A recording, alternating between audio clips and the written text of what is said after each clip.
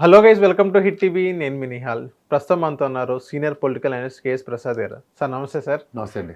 Sir ఒకసారి మనం politics కనుక ఒక్కసారి మనం పక్కన పెట్టి ఏదైతే బయట ఒక ఇన్సిడెంట్ జరిగింది, ఏదైతే యుఎస్లో అమెరికాలో ఏదైతే డాలస్లో ఒక ఇన్సిడెంట్ జరిగింది, ఏదైతే మన తెలుగు వాళ్ళని మనీ డిమాండ్ చేయడం కానీ బ్లాక్మెయిల్ చేయడం కానీ వాళ్ళ స్టోర్స్లో వెళ్ళి ఏదో ఒక వీడియో క్లిప్పింగ్ తీసి దాన్ని మళ్ళీ ఏదో ఎడిట్ చేసి వాళ్ళకి అదే వీడియో చూపించి మనీ $1,00,000 అనేది డిమాండ్ చేయడం, అది ఎంతవరకు కరెక్ట్ అని అంటారు?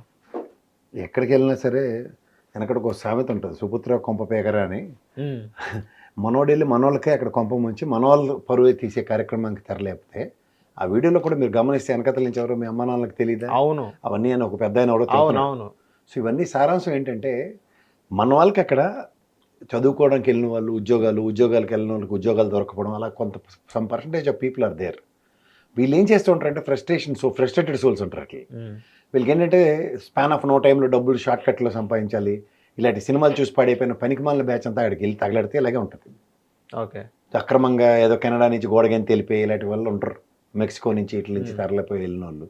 సో ఇలాంటి వాళ్ళు చేసి పనికిమాలిన పనుల కింద వీటిని అభివర్ణించాలి. ఓకే. సో ఓవర్ ఏంటంటే అక్కడికి వెళ్ళి కూడా మీరు ఆల్రెడీ అక్కడ గన్ కల్చర్ ఉంటుంది, ఎవడు పడితే అక్కడ కాల్ చేస్తుంటాడు, ఎవడు చచ్చాడో, మన వాళ్ళు ఎందుకు చచ్చిపోయారో తెలియదు, యాక్సిడెంట్ అయి చచ్చిపోయారు, ఇలాంటివన్నీ చాలా పనికిమాలిన వార్తలు చాలా వింటూ ఉంటాం మనం. ఎందుకంటే హృదయ విదారకమైన స్టోరీలు అవి. ఎందుకు కష్టపడి పాపం తల్లిదండ్రులు నాన్న తప్పులు పడి తల తాకట్టు పెట్టాలని అక్కడ చదువుకోవడానికి దానికి పంపిస్తారు. పొరపాటున ఏదైనా యాక్సిడెంట్ అయి చనిపోతే వాడి మీద ఇన్ని డబ్బులు అప్పు చేసి పంపిస్తారు, పైపచ్చి అతను ప్రాణం నిలబెట్టుకున్నప్పుడు ఆ కుటుంబం పడే మానసిక సంఘర్షణ ఎలా ఉంటుందో తెలుసు. వీటికి తోడు ఇలాంటి వాటిల్లో పొరపాటున గ్రహపాటున వాళ్ళకి దొరికిపోయారు అనుకోండి సార్, వాళ్ళ ఫ్యూచర్స్ ఎట్లా ఖండం అవుతాయి? అవును.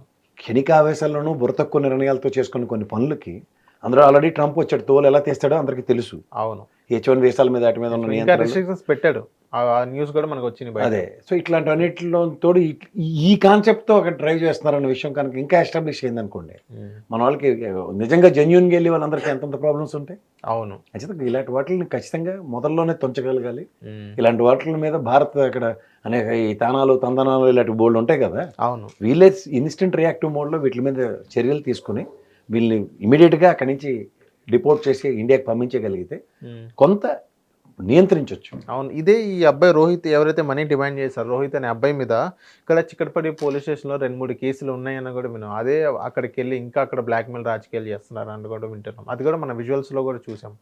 సో అది జెన్యూన్గా వెళ్ళారా, లేకపోతే షార్ట్ కట్ మెథడ్లో వెళ్ళారా, లేకపోతే ఎటు నుంచి ఏమైనా కంటైనర్లో దూరి వెళ్ళారా అన్నది తెలుసుకోవాలి ఫస్ట్. ఓకే. తెలుసుకుని వీళ్ళంటి వాళ్ళని డిపోర్ట్ చేయకపోతే మాత్రం అనవసరంగా భారతదేశం అనే పెద్ద పదానికి మార్చొస్తుంది. సో వీటిని ఎక్కడెక్కడ నిలువరించడం అనేది చాలా ఇంపార్టెంట్.